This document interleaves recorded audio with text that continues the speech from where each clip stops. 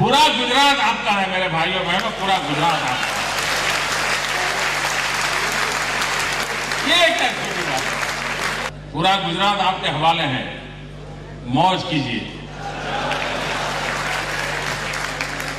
लेकिन हमारे कुछ बंधु मुंबई से शायद यहां आए होंगे तो नारायण सरोवर के पास एक ऐसा ही सिंधु संस्कृति परंपरा का कल्चरल सेंटर बनाने के लिए मुंबई के ही हमारे कुछ मित्र आगे आए हैं। उनको हमने जमीन दी है बहुत बड़ी मात्रा में, और नारायण सरोवर यानी एक प्रकार से आज के भारत का वो आखिरी छोर है, तो वहाँ एक काफी अच्छा एक कल्चरल सेंटर बनेगा। उस दिशा में काम चल रहा है और उसका लाभ होगा, बहुत बड़ा काम उसके कारण होने वाला है। वो काम काफी अच्छा होगा, मुझे विश्वास है।